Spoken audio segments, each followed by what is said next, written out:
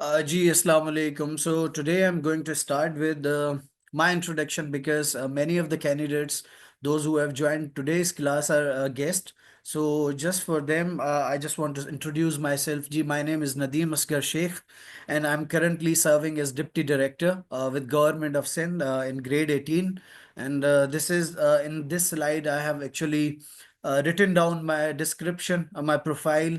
I have qualified PMS, PCS, commonly known twice, and I have remained a civil judge and magistrate. Apart from that, I have been a part of police as an ASI and assistant in Pakistan Navy. So regularly, ji, I'm engaged with the master trainings. So उसमें जी child protection, gender based violence, nutrition और आपके minority rights के ऊपर मैं session करता रहता हूँ with different stakeholders and NGOs and all other relevant authorities and agencies जी. So this is a brief introduction of mine. ये मेरा थोड़ा तारुफ है. अब स्टार्ट करते हैं जी. टुडे जो हमारा लेक्चर होगा उसमें जो नए हैं उसको, इन लोगों को जो है ना, ये कहना चाहूँगा कि जी, नदीम असगर्स नॉलेज नेक्सस के नाम से मेरा यूट्यूब पर चैनल भी है, और फेसबुक पर पेज और व्हाट्सएप पर चैनल बना हुआ है, Instagram and TikTok. So follow me so that we can stay connected on all the social media platforms.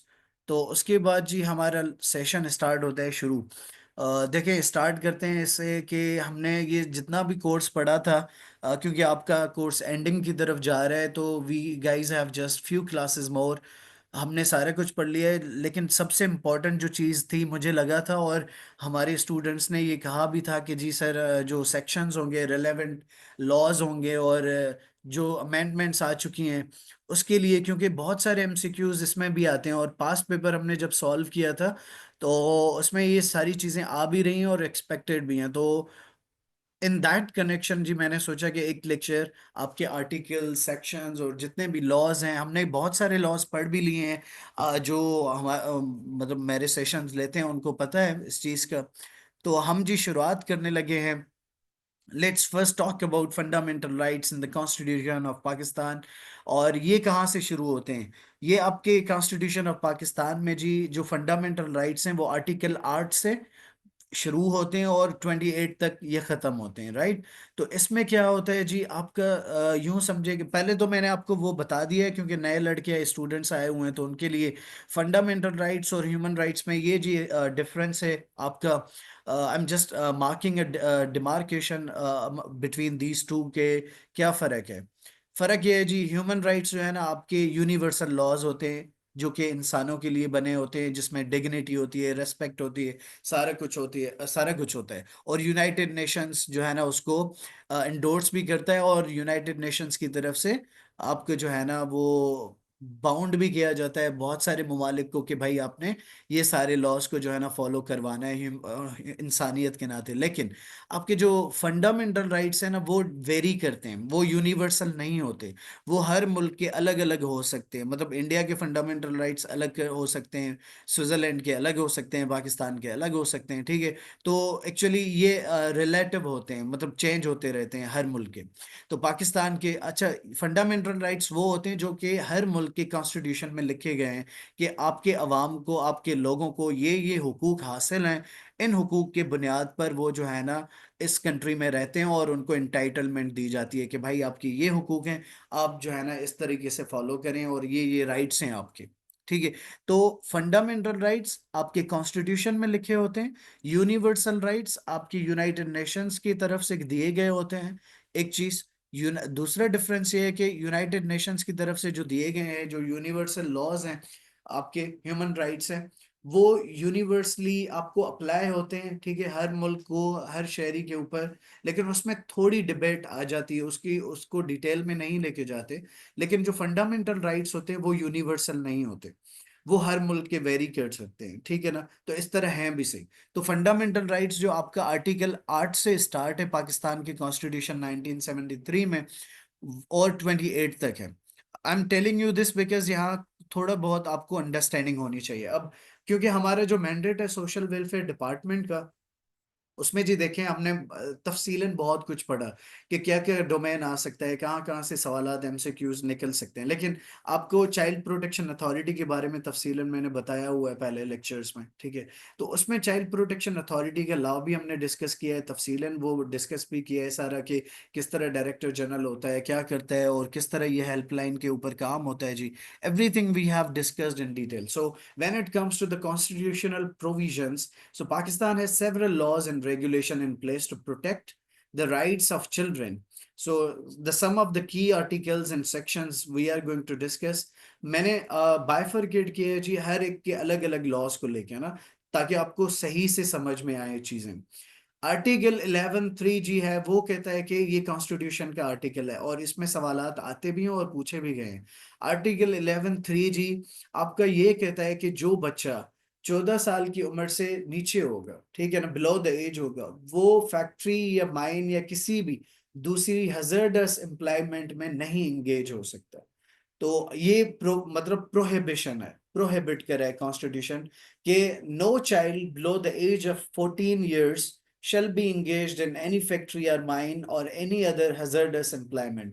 अब hazardous employment क्या होता है जी? hazardous employment वो होती है जहां पर बच्चे की सेहत को, जहां पर बच्चे की मेंटली जो है ना डिस्टर्ब किया जाए, उसको परेशान हो, वो तकलीफ में आ जाए या उसको नुकसान पहुंचे, ठीक है। तो ये आपका आर्टिकल। और आर्टिकल 25(1) जी, all citizens including children are equal before the law and entitled to equal protection of the law. तो सारे बच्चे जितने भी सिटीजन हैं, बच्चे क्योंकि वल्नरेबल होते हैं ज्यादा, उनको आसानी से जो है ना वो शिकार किया जा सकता है, एक्सप्लॉइट किया जा सकता है। हमने तफसीलन पढ़ा था कि जी एक्सप्लॉइटेशन कौन कौन सी होती है। तो ये जितने भी सिटीजन्स होंगे, जितना भी अवाम होगा, लोग होंगे पाकिस्तान के, खुसूसन इंक्लूडिंग, क्योंकि उनके बच्चे भी शामिल हैं उसमें, तो वो लॉ के आगे जो है ना, कानून के आगे बिल्कुल इक्वल होंगे ट्रीटमेंट में, और उन सबको प्रोटेक्ट किया गया जाएगा। और ये रियासत आपकी होगी, पाकिस्तान की रियासत उनको प्रोटेक्शन देगी। लेकिन अब 18th अमेंडमेंट के बाद, क्योंकि आपके प्रोविंशियल लेवल पर जितने भी पोर्टफोलियोज हैं, जितने भी सब्जेक्ट हैं, वो आपके इंडिपेंडेंट हो गए, क्योंकि आपको ऑटोनॉमी मिल गई है, राइट। तो आपके ये बच्चे जो है ना, प्रोटेक्शन आप जो है ना, हर सूबा अलग अलग से उनके लॉ मेकिंग बनी हुई है, लेकिन इम्प्लीमेंटेशन में कहीं कहीं पर मसला हो जाता है। आर्टिकल 25(a) जी आपको ये कहता है कि the state shall provide free and compulsory education to all children between the ages of 5 and 16। अब ये 5 से 16 तक ये आर्टिकल इंश्योर कराता है कि भाई रियासत जो है ना, वो जिम्मेदार है फ्री और कंपलसरी एजुकेशन देने के लिए बच्चों को, जितने भी पाकिस्तान के बच्चे हैं। लेकिन उसका एज ब्रैकेट ये होगा 5वीं एज से आपकी 16 तक। तो ये आपका आर्टिकल्स में आता है बच्चों के लिए। तो ये आपने समझना है और ये याद भी करना है समहाउ, क्योंकि लॉ जो है ना, वो उसमें सेक्शंस और रेलेवेंट जो प्रोविजंस होते हैं उनको क्लेम भी करना पड़ता है। अब चाइल्ड प्रोटेक्शन के लॉस की अगर हम बात करेंगे, तो पाकिस्तान पेनल कोड 1860, ठीक है ना, उसमें 82 से 89 तक जितने भी सेक्शंस है ना, वो डील कर रहे हैं एक्चुअली ऑफेंसेस से against children, including child abuse, neglect and exploitation, सारे, ठीक है ना। तो ये सेक्शंस आपको थोड़े से पता होना चाहिए, क्योंकि पीपीसी में जो भी कानून है ना, मतलब जितने भी ट्रायल्स चलते हैं कोर्ट्स में, उसमें क्या होता है कि जी आपकी डेफिनेशन होती है कि ऑफेंसेस हैं क्या।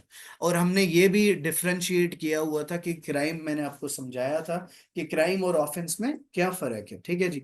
तो उसमें बच्चों का तहफ़्फ़ुज़ करना है, लेकिन इसमें पाकिस्तान पेनल कोड में पीपीसी में डिफाइन किया गया है कि कौन कौन से आपके जो है ना जराइम है बच्चों के खिलाफ। और ये 82 से 89 तक उन जराइम के, जो बच्चों के जराइम है, जिनमें चाइल्ड अब्यूज, नेग्लेक्ट, एक्सप्लॉयटेशन है जी, उसके लिए लिखा गया है। ये तो डील करता है, ठीक है जी। अब दी जुवेनाइल जस्टिस सिस्टम ऑर्डिनेंस, जेजेएसओ 2000 का, it actually provides for the care, protection and rehabilitation of children in conflict with the law। अब ये, अब क्योंकि लॉ की लैंग्वेज आपको पता है या नहीं पता, but because I have remained civil जज, तो जी अगर टर्मिनोलॉजी में ये बात करेंगे, तो देखें जो बच्चे जराइम करते हैं लेकिन उनकी उम्र जो है ना, वो 18 साल से कम है, क्योंकि when we define child, so it is in the bracket of below the age of 18 years. 18 साल से जो भी कम इंडिविजुअल होगा वो आपका बच्चा कहलाएगा, राइट।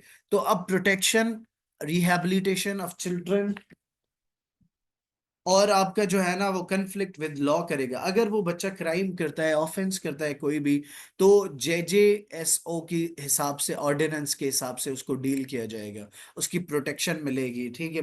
क्योंकि जुवेनाइल जस्टिस सिस्टम भी है, और जुवेनाइल जस्टिस के लिए आपकी बच्चों के लिए, अगर मैं आपको थोड़ा तफसीलन बता दूं, तो ये लॉ में कहा गया है कि जो बच्चे क्राइम में मुलविस हैं लेकिन वो 18 साल से कम है, तभी वो बच्चे हैं, ठीक है। तो उनके लिए ना स्पेशल जेल होंगे, बने होंगे, वो बड़ों के साथ, अडल्ट जो क्रिमिनल्स होंगे उनके साथ उनको नहीं रखा जाएगा। लेकिन जब हम रियलिटी में हमारी सोसाइटी को देखते हैं तो यहाँ पर मसले मसाइल ज्यादा है, ठीक है। तो ये है जी लॉ। उसके बाद जी the prohibition of child labour ordinance 2001।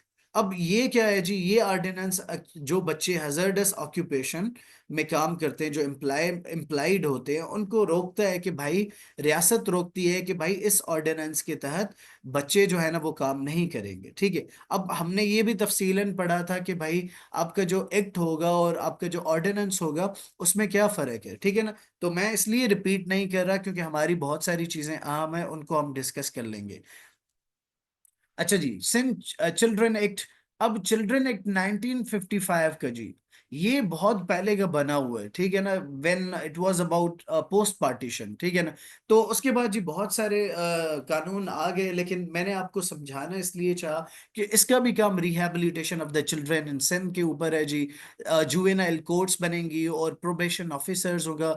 Juvenile का मतलब है बच्चा, यूं समझे, जो 18 साल से कम उम्र होगा। अच्छा, बच्चे की डेफिनेशन भी यूनिवर्सल नहीं है। बहुत सारे ममालिक में बच्चे की डेफिनेशन 16 साल भी रखी गई है, ठीक है। लेकिन because we are part of Pakistan, we live in Pakistani society, so we have 18 years of age bracket, जिसको हम बच्चा कहते हैं जी, ठीक है जी। उसके बाद जी असल में अब सोशल वेलफेयर डिपार्टमेंट की बात करते हैं, तो सोशल वेलफेयर डिपार्टमेंट, क्योंकि उसका ये मैंडेट है, Sindh child protection authority act 2011 में आया था जी। उसने बच्चों के तहफ़्फ़ुज़ के लिए काम किया है, और हर डिस्ट्रिक्ट में आपके चाइल्ड प्रोटेक्शन ऑफिसर भी तैनात है, तो वो काम करता है। और 1121 एक आपकी हेल्पलाइन नंबर है। कभी भी सिंध में कहीं पर भी बच्चे के साथ कोई भी किस्म का तशद्दुद या अब्यूज़ या नेगलेक्ट या एक्सप्लॉयटेशन हो रही है और आप देख रहे हैं, तो आप रिपोर्ट कर सकते हैं उस नंबर पर। हमने ये सारा कुछ पहले डिस्कस कर लिया है। तो जी, इसके जो सिंध चाइल्ड प्रोटेक्शन एक्ट है, इसमें से सवालात आ सकते हैं क्योंकि ये सोशल वेलफेयर डिपार्टमेंट का गवर्निंग लॉ है, ठीक है जी। तो ये अथॉरिटी भी बनी हुई है सोशल वेलफेयर डिपार्टमेंट की, और इसका एक्ट भी है। अब इसके रूल्स जो बने हैं ना, सिंध चाइल्ड प्रोटेक्शन अथॉरिटी के एक्ट के, वो रूल्स बने हुए हैं 2016 में, और इसमें अमेंडमेंट थोड़ी सी की गई। अमेंडमेंट का मतलब है तरमीम या तब्दीली। तो 2021 में इस चीज को, इस एक्ट में तरमीम लेके आए थे सिंध हुकूमत। सो इसका मतलब ये है कि जी भाई, अपने बच्चों को तहफ़्फ़ुज़ फराम करना है हर किस्म के नेगलेक्ट और एक्सप्लॉयटेशन एंड अब्यूज से, ठीक है जी। अब उसके बाद जी Sindh right to free and compulsory education act 2013। अब इसमें क्या हो सकता है जी, इसमें ये हो सकता है कि आपका, अच्छा लॉज क्योंकि आपने रटने हैं बहुत सारे, ठीक है। थोड़ा सा तो मैं तफसील बता रहा हूँ इसको, इसमें इतना डिटेल में जाने की भी जरूरत नहीं है। बिकॉज आपके एमसीक्यूज आएंगे तो वो लॉज आपसे पूछेंगे या कोई आर्टिकल वगैरह आपसे पूछ लेंगे, ठीक है। वो भी आपको तफसीलन जो है ना एमसीक्यूज में नहीं जाएंगे। So this is how actually I am telling you कि भाई आपने ये याद करना है, और आपको जो है ना, आपको क्रेम करनी पड़ेंगी बहुत सारी चीजें। तो free and compulsory education act 2011 में सिंध ने बनाया था जी। उसमें 5 साल से 16 साल, क्योंकि वो आपका फेडरल लॉ भी है, पाकिस्तानी लॉ भी है। क्योंकि आपकी जो है आर्टिकल 25A में यही कहा गया है कि भाई बच्चों को जो है ना कंपलसरी और फ्री एजुकेशन देनी है 5 से 16 साल की उम्र तक। तो सिंध ने भी वही ही काम किया जी। क्योंकि सिंध सूबा जो है ना ऑटोनोमस है, आज़ाद है, खुद मुख्तार है, तो उस हिसाब से जी उसका लॉ अलग है। Sindh protection and promotion of breast feeding and child nutrition act 2011।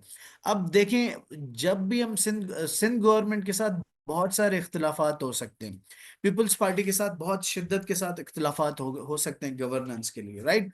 Because it is a democratic right for every individual to see all what is happening around in society.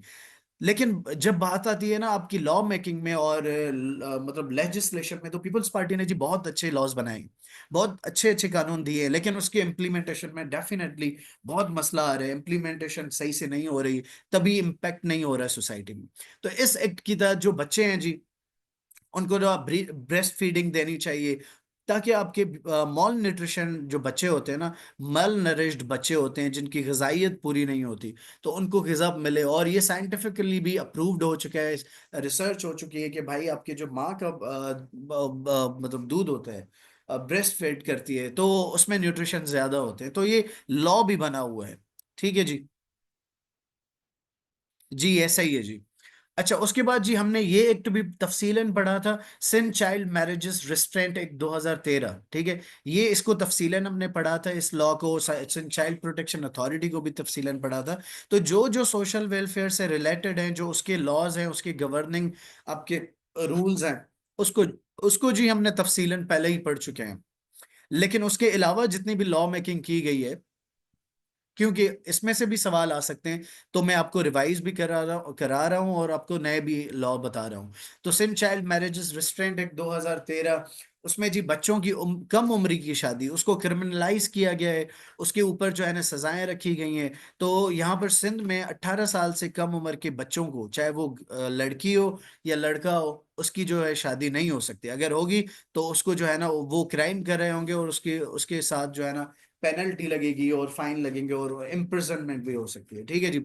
उसके बाद जी आपका सिंध हेल्थ केयर कमीशन एक 2013 में, वो health care commission services in Sindh provide करता है, तो इसमें बच्चे भी आ जाते हैं क्योंकि वो भी आपकी सोसाइटी का हिस्सा है।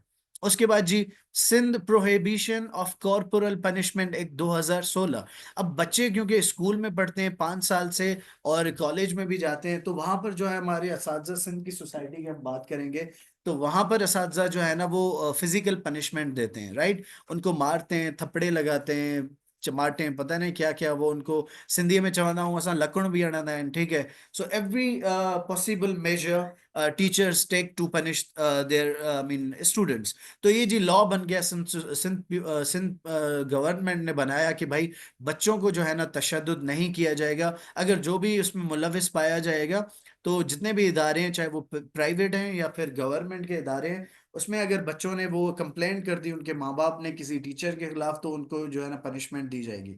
और इसके ऊपर सोशल वेलफेयर डिपार्टमेंट भी काम कर रहा है। कैसे काम कर रहा है? ऐसे काम कर रहा है जी कि सोशल वेलफेयर के हर जिले में चाइल्ड प्रोटेक्शन ऑफिसर तैनात हैं। ठीक है। तो उनको कंप्लेंट जाती है, तो फिर वो जो है ना एफआईआर भी कटवा सकते हैं उस टीचर के खिलाफ। और ये सारी चीजें मैं आपको ऐसे ही हवा में तीर के हिसाब से नहीं बता रहा, रियलिटी में होती हैं। चाइल्ड प्रोटेक्शन ऑफिसरान बहुत काम कर रहे हैं, और जो है ना चाइल्ड प्रोटेक्शन ऑफिसर्स प्लस में सोशल वेलफेयर इस डोमेन में बहुत अच्छा काम कर रहे हैं, राइट जी। उसके बाद जी आपका आता है सिंध एम्पावरमेंट और Sindh prohibition of employment of children act 2017। यही सेम बात जी, आपको जो है ना बच्चों को, खास करके जो 18 साल से कम उम्र है, उनको एम्प्लॉयमेंट नहीं देनी चाहिए। वो घरों में काम नहीं करेंगे, वो फैक्ट्रीज में काम नहीं करेंगे, तो फैक्ट्री के मालिकान उनको नहीं रखेंगे, इदारों में काम नहीं रखे करेंगे वो बच्चे। ठीक है ना, तो प्रोहिबिशन है, उनको जॉब नहीं लग सकती बच्चों को। Sindh empowerment of persons with disabilities act 2018 जी। अब पहले इसको सिंध में क्या कहा गया था? पहले सिंध में इसको कहा गया था स्पेशल बच्चे, स्पेशल चिल्ड्रन जो माजूर होते हैं। अब लेकिन इसको माजूर नहीं कह रहे, वो कह रहे हैं कि भाई हम माजूर थोड़े हैं, हम तो डिफरेंटली एबल्ड बच्चे हैं। ठीक है ना। तो सोसाइटी ने क्या किया, या सिंध ने क्या किया, एम्पावरमेंट ऑफ पर्सन, उन इंडिविजुअल्स को एम्पावर कर रहे हैं, पावरफुल कर रहे हैं। कौन से बच्चे को, या कौन से लोगों को? विद डिसेबिलिटीज, जिनकी डिसेबिलिटीज है।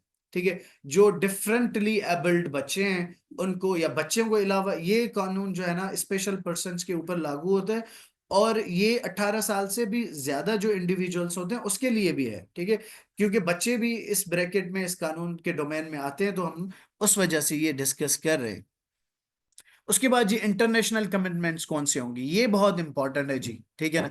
इसको आपने जरूर पढ़ना है, कि मतलब ये समझना है कि United Nations convention on the rights of the child, UNC UNCRC, Pakistan, ये आया था असल में 1989 में, यूनाइटेड नेशंस की तरफ से 1989 में ये आया था। और पाकिस्तान ने इसको 1 साल के बाद रेटिफाई कर दिया, मतलब इंडोर्स किया, इसको लागू कर दिया कि भाई हम भी इन लॉज के ऊपर जो है ना बात करेंगे। ठीक है, तो 50+ इसके जो है ना वो प्रोविजंस हैं इस यूएनसीआरसी में, 50+ हैं जी।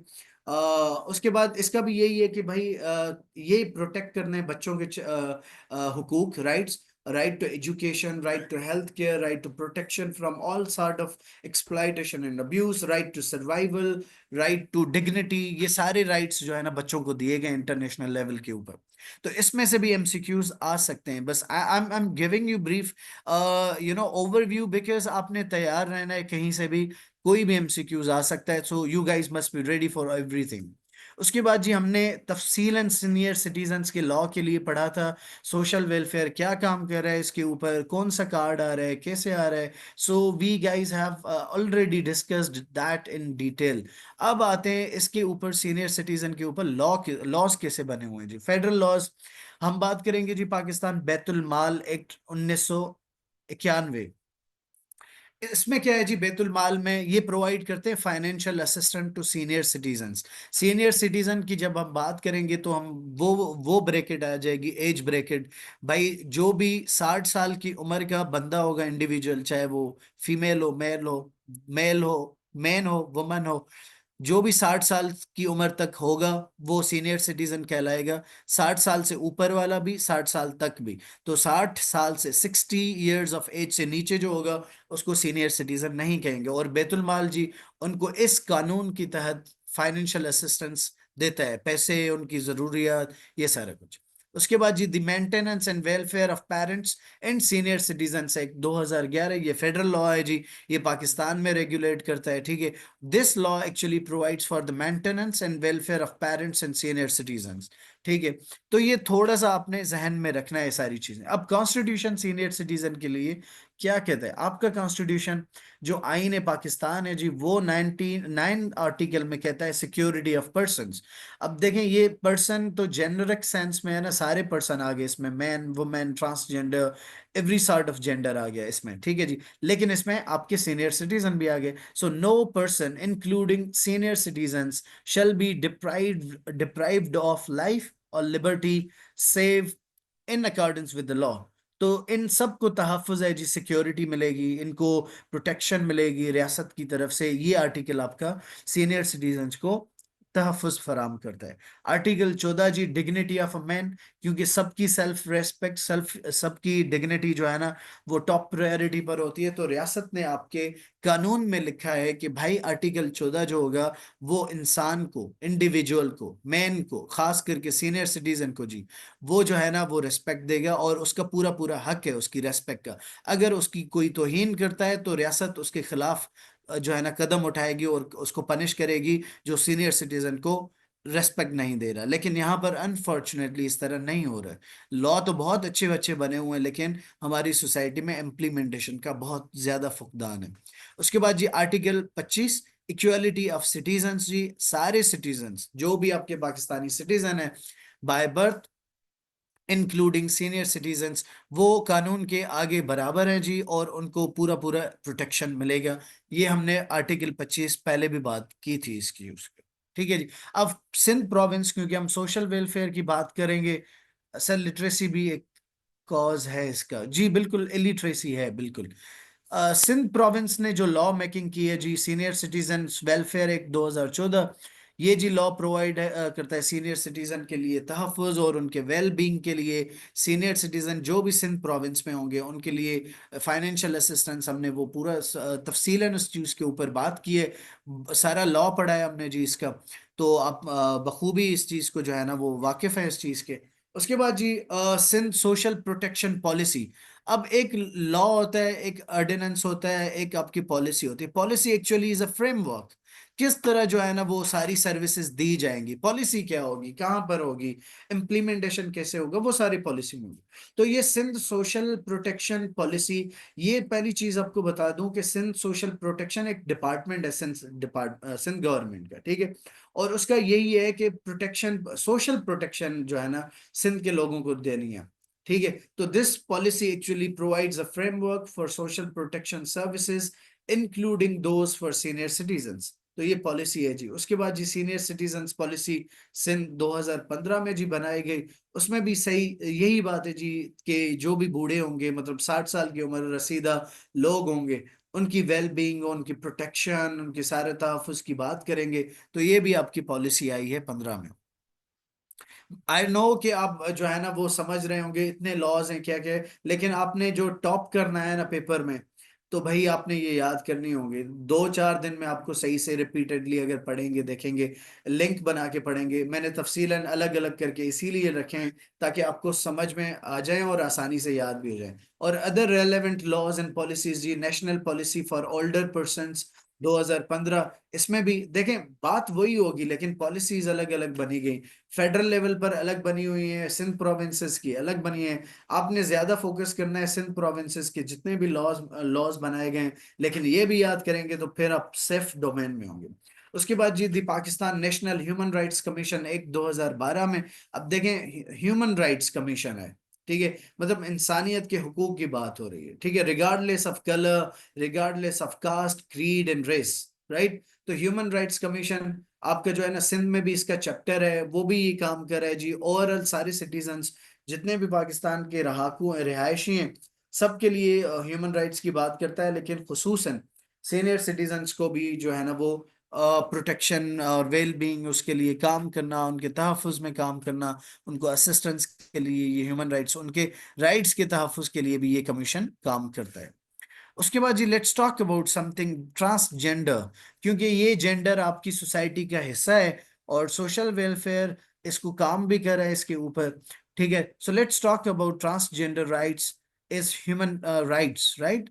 Identity is not disorder. हमने ये आइडेंटिटी, ओरिएंटेशन, एक्सप्रेशन, ये सारा कुछ जेंडर स्टडीज में तफसीलन पढ़ा हुआ है। तो जी आगे चलते, हमने देखे सीनियर सिटीजन और चाइल्ड को कवर कर लिए जितने भी लॉज थे। अब फेडरल लॉज जो है ना, पाकिस्तान पीनल कोड 1860 में जी, ये 496 से 498 तक जितने भी ऑफेंसेस हैं related to marriage, including those that affect transgender individuals, इसके लिए डिफाइन किया गया है जी पाकिस्तान पेनल कोड में, पीपीसी में। और पीपीसी एक्चुअली ये बुक है जिसमें डिफाइन किया गया है कि कौन कौन से क्राइम्स हैं, ठीक है, ऑफेंसेस कौन कौन से, डेफिनेशंस हैं इसमें, ठीक है, थोड़ा प्रोसेस भी। उसके बाद जी सीआरपीसी में इसका जो है ना वो पूरा ट्रायल का तरीकेकार लिखा होता है, और उसके बाद जी तो कोर्ट्स में केस चलते हैं और वगैरह वगैरह। उसके बाद जी national database and registration authority ordinance 2000 में, ये एक ऑर्डिनेंस नादरा की तरफ से बनाया गया। उसमें क्या कहा गया भाई, आपके जितने भी ट्रांसजेंडर्स होंगे इंडिविजुअल्स, उनको जो है ना हम आइडेंटिटी कार्ड इशू करेंगे। और अभी जो ट्रांसजेंडर्स हैं उनको नादरा जो है ना अलग से कार्ड भी इशू करके दे रहा है। थोड़ी सी अभी स्टार्टिंग है, शायद इतना काम नहीं हुआ है, लेकिन हो रहा है इस चीज के ऊपर, ठीक है। तो आपने ये चीजें जहन में रखनी है। The transgender persons protection of rights act 2018 जी, ये भी एक्ट है जी जिसमें आपके ट्रांसजेंडर पर्संस, उनके राइट्स के हुकूक की बात की गई है, उनकी आइडेंटिटी की बात की गई है, उनकी एजुकेशन, एम्प्लॉयमेंट। आपको पता होगा पाकिस्तान में अब न्यूज़ कास्टर भी एक ट्रांसजेंडर था। उसके बाद जी अभी वो रिफॉर्म्स लेके आ रहे हैं सिंध गवर्नमेंट खास करके, और पाकिस्तान की गवर्नमेंट, तो इसके ऊपर भी काम हो रहा है। लेकिन ये आपको राइट्स की याद दहानी के लिए कि भाई ये लॉज हैं, ठीक है जी। अब कॉन्स्टिट्यूशन में जी ट्रांसजेंडर के क्या लिखा गया है जी, वो आर्टिकल 9, वो तो सारे इंडिविजुअल्स लेकिन इंक्लूडिंग ट्रांसजेंडर जी, उनको तहफ़्फ़ुज़ होना चाहिए, जिंदगी उसको खतरा नहीं होना चाहिए, कोई उसको मार नहीं सकता, ठीक है, उसको लिबर्टी होनी चाहिए, घूमने फिरने की आज़ादी होनी चाहिए, सिक्योरिटी ऑफ पर्सन, ये आर्टिकल 9 में देखें रिवीजन भी हो रही है आपकी। और आर्टिकल 14, जिस तरह दूसरे लोगों की डिग्निटी का आता है मामला, तो ऐसे ही आपके ट्रांसजेंडर की डिग्निटी भी है, उसकी भी सेल्फ रेस्पेक्ट है, ठीक है। तो उसका भी जो है ना वो तहफ़्फ़ुज़ होगा जी, रियासत करेगी उसका तहफ़्फ़ुज़। और article 25 equality city of citizen, सारे जितने भी आपकी सोसाइटी के मेंबर्स हैं, स्टेक होल्डर्स है, सबको जी वो तहफ़्फ़ुज़ मिलेगा आपकी सोसाइटी में ट्रांसजेंडर को। सो ये सारे जितने भी आर्टिकल्स हैं, ये सारे के सारे जी आपको तहफ़्फ़ुज़ फराहम करते हैं ताकि आपको जो है ना सोसाइटी में आराम से चलने दिया जाए और सोसाइटी स्मूथली और एक ऑर्डर्ड वे में चली चले, right. Just give me a second boys. Okay जी। उसके बाद जी आपका आता है सिंध प्रोविंस लॉज। ठीक है जी। ट्रांसजेंडर पर्सन्स वेलफेयर एक्ट 2011 का आया था जी। इसमें सिंध ने ये कहा कि भाई उनके वेलफेयर की बात करेंगे। अब सोशल वेलफेयर डिपार्टमेंट के पास ट्रांसजेंडर के लिए बहुत सारे इदारे बने हुए हैं जहां पर उनकी रिहाइश होती है, जो जिनके पास घर नहीं होता, क्योंकि आपकी सोसाइटी ट्रांसजेंडर को एक्सेप्ट नहीं करती, तो वो सारे के सारे शौकिया तो नहीं होते ना, बहुत सारे लोग जो है ना वो वाकई ट्रांसजेंडर होते हैं। ठीक है। तो उनके तहफ़्फ़ुज़ के लिए, उनकी रिहाइश के लिए सोशल वेलफेयर के पास बहुत सारे इदारे बने हुए हैं। ठीक है। उनको खाना पीना, उनकी रिहाइश, उनके ऊपर सारा कुछ काम होता है। ठीक है जी। उसके बाद जी सिंध प्रोविंस पॉलिसीज जी, सोशल प्रोटेक्शन की बात कर ली थी हमने, वो प्रोटेक्ट करेगा। और सिंध ट्रांसजेंडर पर्सन्स पॉलिसी 2018, इसका भी यही मतलब होगा कि भाई आपने ट्रांसजेंडर जितने भी हैं, जितने भी जेंडर के ट्रांस हैं, उन सबको जो है ना उनके लिए पॉलिसी बनाएंगे और उनको तहफ़्फ़ुज़ होगा और वेलफेयर की बात होगी। राइट जी।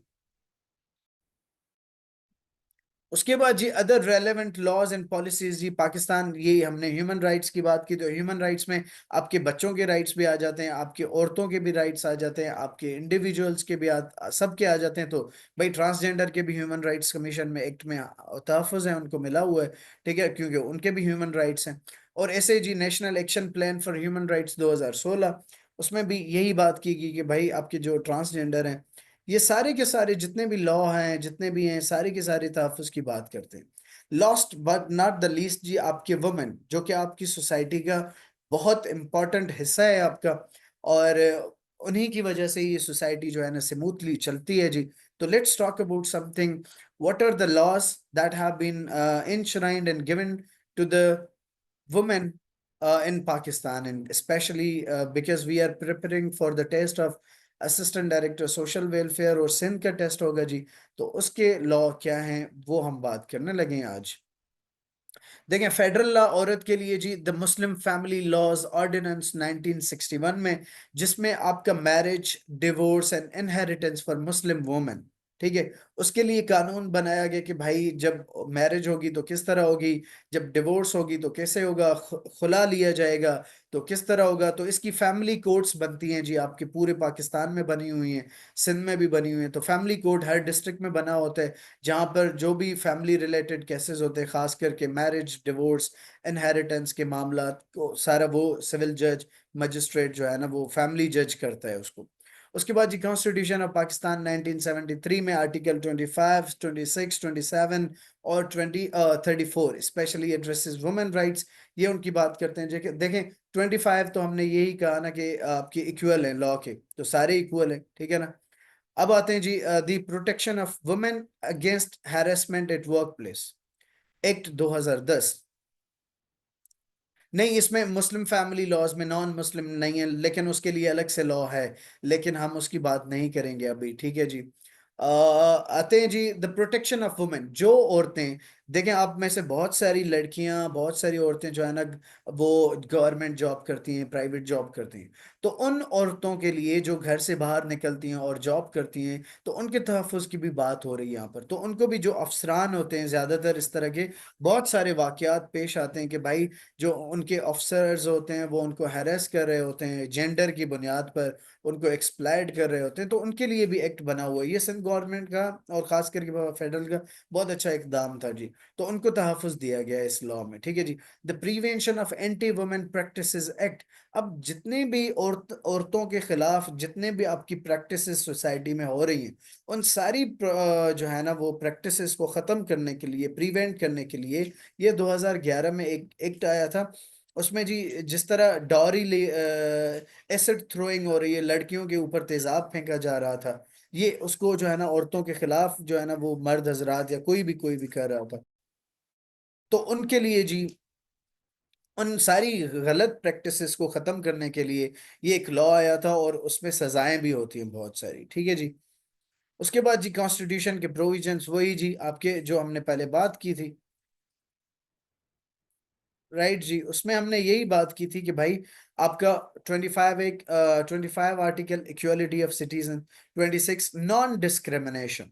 अब नॉन डिस्क्रिमिनेशन क्या है, मतलब आप औरत की सिन्फ की बुनियाद पर, उसकी जेंडर की बुनियाद पर उसको डिस्क्रिमिनेट नहीं कर सकते। आप उसको जो है ना अलग नहीं कर सकते, वो भी वैसे ही इक्वली आपकी सोसाइटी में वर्थ रखती है जितना कि आपका मेल। ठीक है, तो on the basis of sex अगर आप उसको जो है ना डिस्क्रिमिनेट कर रहे हैं, उसको अलग से अलग रख रहे हैं, उसको जो है ना वो गलत तरीके से देख रहे हैं, तो ये नहीं होना चाहिए। तो आर्टिकल में ये औरत को तहफ़्फ़ुज़ दिया गया है कि सारे इक्वल है। ठीक है जी।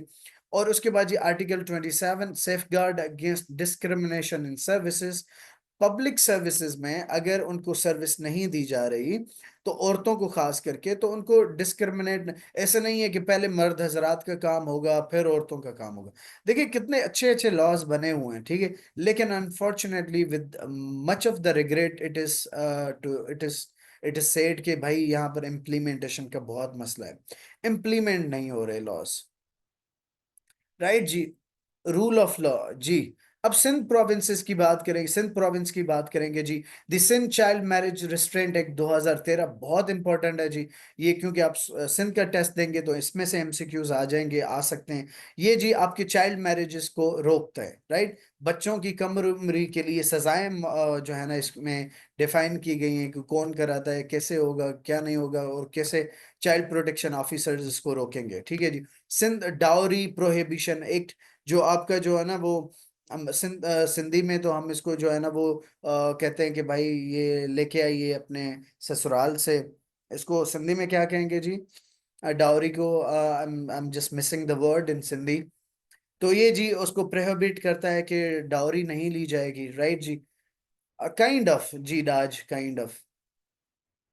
ठीक है जी। उसके बाद जी सिंध प्रोटेक्शन, जी बिल्कुल ऐसे ही एफ जे, दी सिंध वुमेन प्रोटेक्शन एक्ट 2018 जी, ये सिंध का अलग से एक्ट बना हुआ है कि औरतों को हरासमेंट, उसका डोमेस्टिक वायलेंस और किसी भी किस्म की फॉर्म्स ऑफ जहेज, एग्जैक्टली जहेज, बिल्कुल। ठीक है जी।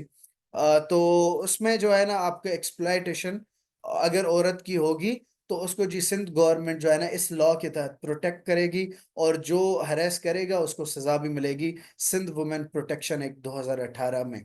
और Sindh women agricultural workers act जी 2019 में ये प्रोटेक्ट करता है आपके rights of women agriculture worker, जो आपकी औरतें फील्ड में काम करती हैं, जो पीजेंट्स हैं, ठीक है, जो गांव में देहात में अगर औरतें जो है ना काम में इंगेज हैं, किसी वडेरे के पास जो है ना वो जमीनें कर रहे हैं, राहक है सिंधी में हम कहते हैं जी, राहक चवंदा है वो सिंधी में, अगर वो, उनको भी तहफ़्फ़ुज़ है, उनसे उनको भी एक्सप्लॉइट नहीं किया जा सकता, राइट जी।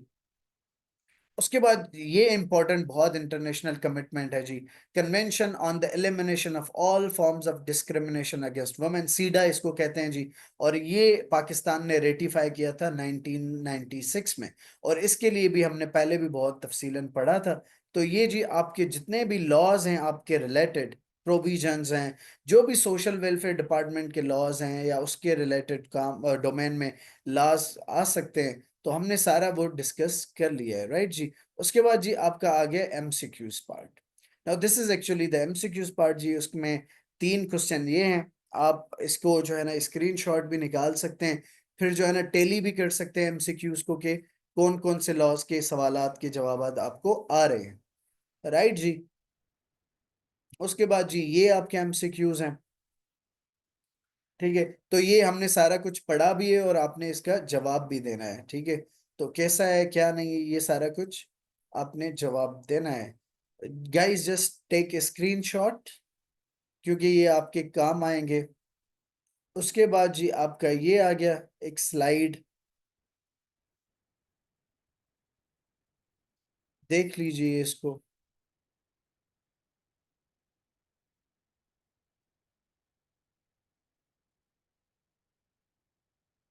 राइट जी, उसके बाद आपका आता है लास्ट सवाल, और ये रहा जी आपका लास्ट सवाल ट्रांसजेंडर पर्सन्स के लिए है जी।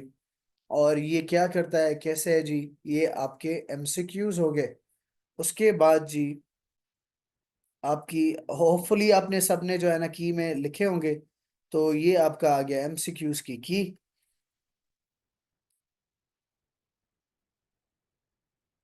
और उसके बाद जी ये आपका आज का क्लास हुआ ख़त्म। So thank you everyone for your patience.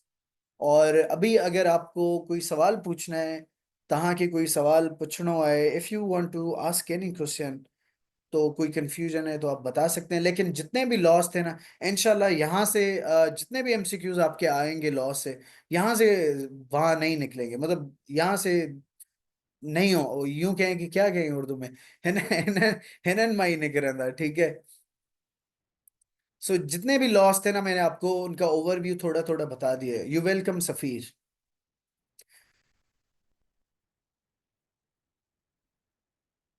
Muzammil, यो सवाल जो जवाब तव्हांखे बाद में ॾींदुसि। You welcome Sarfaraz. Guys, if you have any सवाल, कोई सवाल है आपका, तो आप मुझसे पूछ सकते हैं।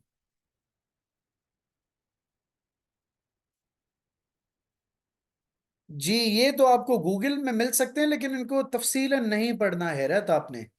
ये लॉज और पॉलिसीज, इसको तफसील में नहीं जाना। अगर जाएंगे ना फिर तो यूँ समझे आपका दिमाग चकरा जाएगा। बस यहीं से एमसीक्यूज निकलेंगे, ठीक है ना, थोड़े थोड़े थोड़े आइडिया हो जाए आपको। ये थोड़े आर्टिकल्स वगैरह इंशाल्लाह यहीं से निकलेंगे, राइट। लेकिन पढ़ना चाहते हैं तो पढ़ें, जरूर पढ़ें, कोई बात नहीं, लेकिन मैं आपको रेकमेंड नहीं करूंगा। यू वेलकम जी, आपका अमेजिंग लेक्चर के लिए। जी, किसी के पास कोई सवाल है तो गाइज आस्क मी।